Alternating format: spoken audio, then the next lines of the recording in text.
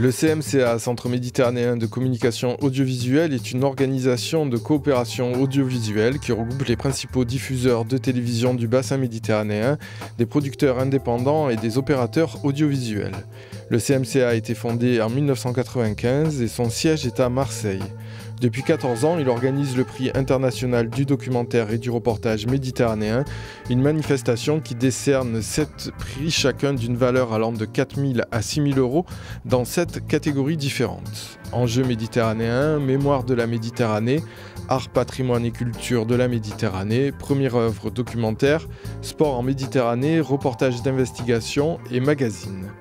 Cette manifestation se déroulait chaque année depuis sa fondation dans une ville d'Italie. Cette année, elle a lieu à Marseille du 9 au 14 décembre 2009 et elle est soutenue entre autres partenaires par Marseille-Provence 2013, le Conseil culturel de l'Union pour la Méditerranée et la représentation marseillaise de la Commission européenne.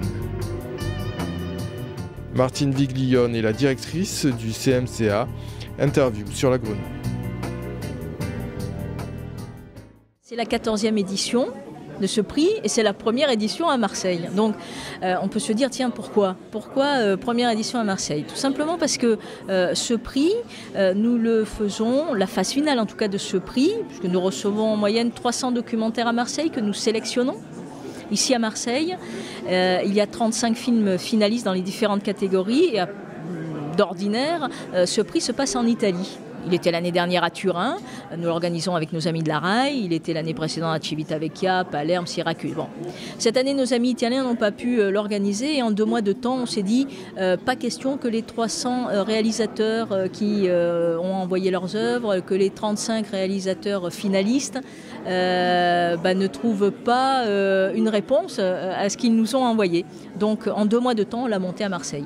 Mais il y a une raison aussi, une évidence, je dirais, pour qu'il soit à Marseille, qui perdure à Marseille, c'est tout simplement que dans le cadre de l'énergie dégagée par le projet Marseille-Provence 2013, il a toute vocation à être à Marseille, à perdurer à Marseille au moins jusqu'en 2013. Mais qu'est-ce qui s'est passé avec l'Italie? Pourquoi ils n'ont pas pu cette année? Tout simplement parce que vous savez, l'Italie est toujours traversée par des soubresauts quand il y a des élections en Italie.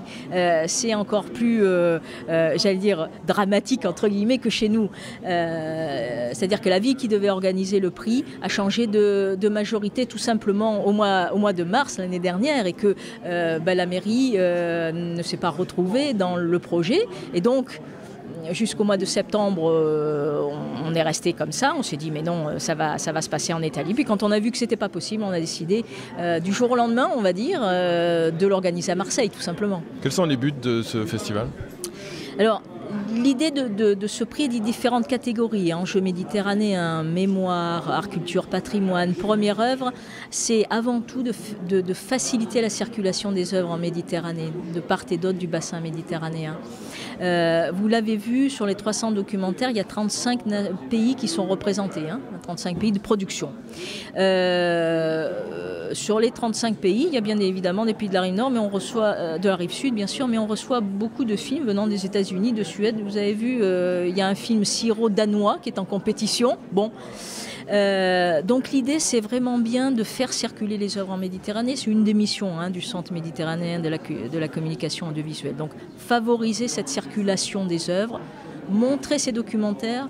Vous savez, sur les 35 documentaires en lice, au final, il y en a à peine la moitié qui ont trouvé des diffuseurs, qui sont diffusés. Alors vous allez me dire, on n'est pas obligé pour produire du documentaire d'être diffusé sur les chaînes de télévision.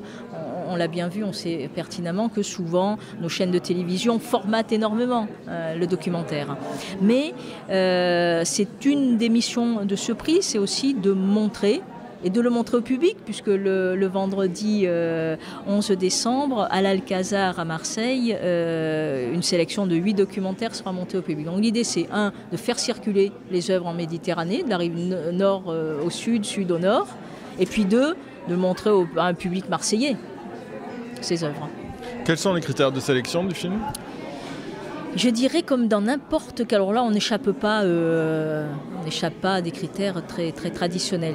Nous, on est sur la Méditerranée, donc on est sur une niche, j'allais dire.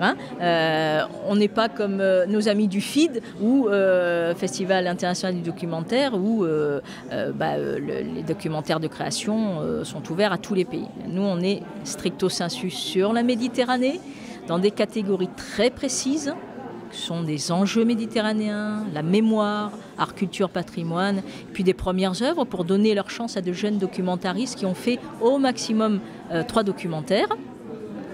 Et partant de là, on se dit que ça doit permettre une meilleure circulation des œuvres en Méditerranée.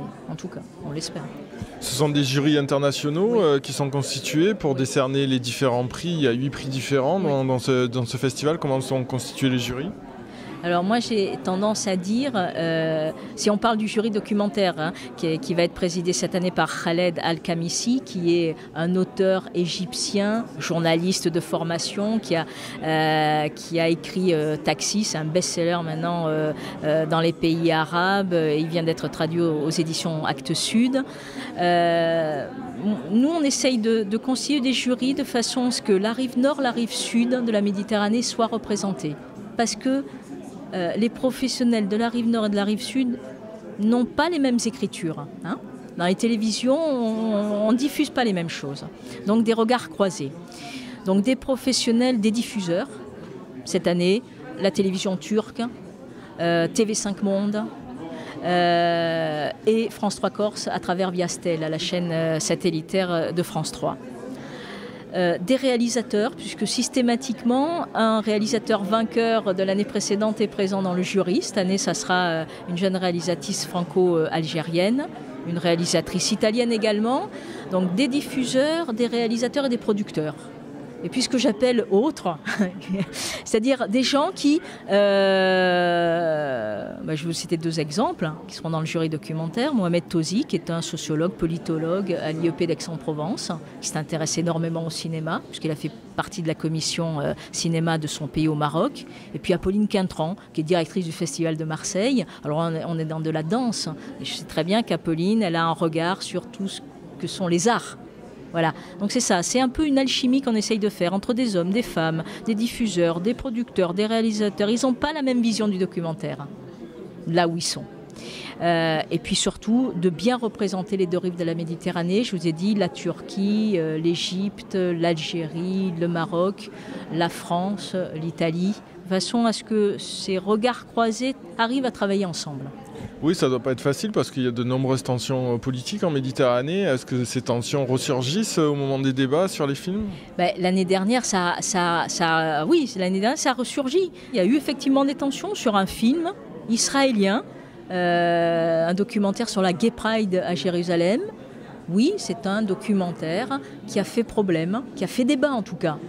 Les membres du jury de la rive sud avaient énormément de difficultés à prendre en compte ce documentaire qui était très très beau. Et puis, les discussions allant, les heures passant, c'est vrai que les délibérations ont été longues.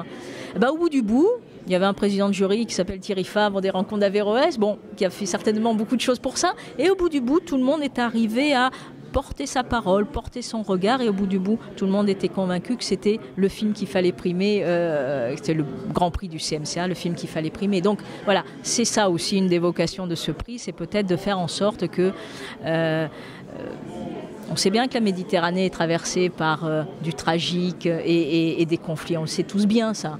On sait bien que politiquement c'est compliqué, on sait bien que l'Union pour la Méditerranée c'est compliqué à faire, on le sait tous bien ça. Mais il y a une chose qu'on doit savoir aussi, c'est que à travers ce genre de manifestations culturelles, on doit être capable, et les gens le sont, de passer au-delà de ça. Ou en tout cas de poser une toute petite pierre pour aller un peu au-delà de ça. Voilà.